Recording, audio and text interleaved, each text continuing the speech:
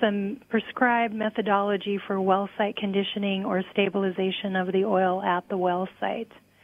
And so their goal, they say, is to improve the safety, reduce the volatility of Bakken crude oil. What now? I understand your organization opposes that. You're not in favor of that, and if that's accurate, why? Well, I wouldn't say that we oppose anything towards enhancing safety, Rob. Sure. The industry has all been about safety as the number one action that we're due with all of our procedures. However, when you're trying to improve safety, make sure that proposed regulations or new regulations actually achieve greater safety. As Lynn Helms mentioned yesterday, the majority of operators are already meeting his potential proposed vapor pressure of 13.7. They're below that. The average is 11.8. So if the majority are already meeting that specification, is it necessary to have such detailed stipulations on temperatures and pressures? That appears to us to be micromanaging the actual working of the equipment on the well site. We've got some callers building up here, 701-293-9000, 888-970-9329. So what you're saying is basically, and Kevin, we'll get to you in just a moment, what you're saying basically is that what the Public Service Commission, or not the Public Service Commission, excuse me, the State Industrial Commission is proposing is something that the industry is already, you're mostly already there complying? Well, if where the focus is going to be on the vapor pressure of the material, which essentially, if you read into the detail of the proposed new order, it states meet these temperatures and pressures or prove that your oil has vapor pressure less than 13.7. Well, the Turner Mason study showed that the average vapor pressure was 11.8.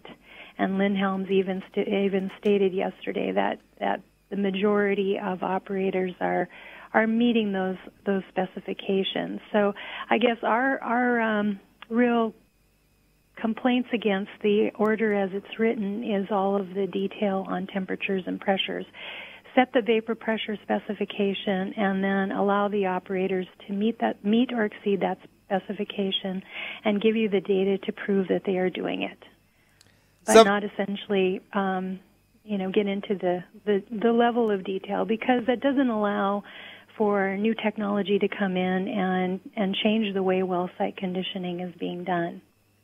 701-293-9000, 888-970-9329. We've got Kevin holding patiently on the line. Remember, you can tweet me too at Rob Port. Kevin, what's on your mind?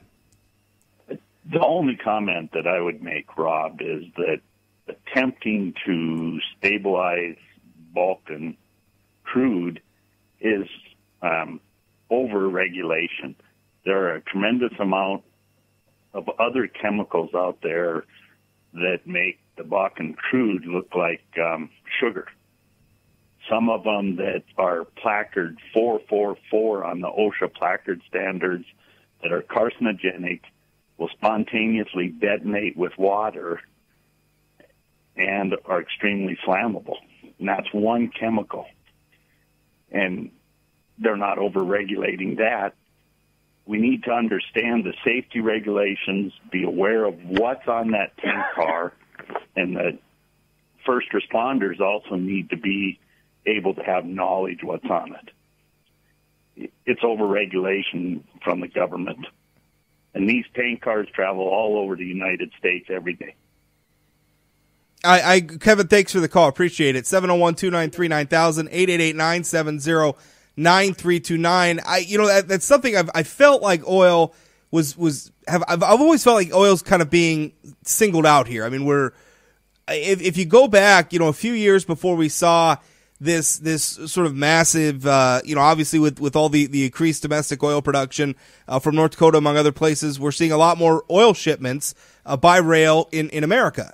We didn't necessarily have the pipeline capacity, unfortunately, for all these plays. They didn't always make sense in some places. So where, a lot more oil went on train, and then we had a few incidents that for understandable reasons have people concerned.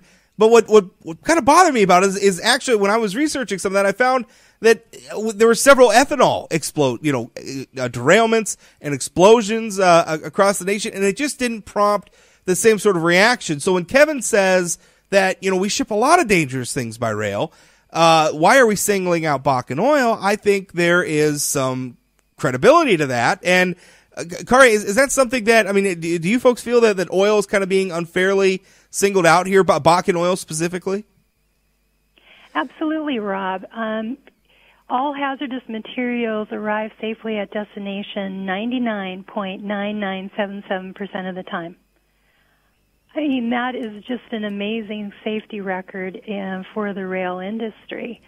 So, we're trying to make an improvement on a really small number of incidences, and people are concerned, and I understand their concern, but it makes it all the more difficult to focus on the improvements that are actually going to have an impact on safety of hazardous materials in this country. And that's specifically why the Pipeline and Hazardous Materials Safety Administration gave a detailed list with stipulations for the rail car, stipulation for speeds, and additional funding for emergency personnel. I agree wholeheartedly with your caller. To play devil's advocate for a moment, though, we say, 99, well over 99%, almost 100% of shipments arrive safely. Hazardous, materials shipments, and this is very, very rare. But yet, in less than a year, we've had 2 derailments near Castleton. And so I think a lot of people probably look at that, fairly or unfairly, and say, maybe this is not as rare as we think it is. And they're understandably spooked. What do we say to these citizens who are understandably concerned about this? Well, I think that focusing on the commodity is not going to eliminate the potential for another derailment at Castleton. Obviously, at least from my point of view, the root cause of the derailment would be the root cause of any sort of event. And so what is causing the derailments? Do you have a track maintenance issue there? Is it a speed issue?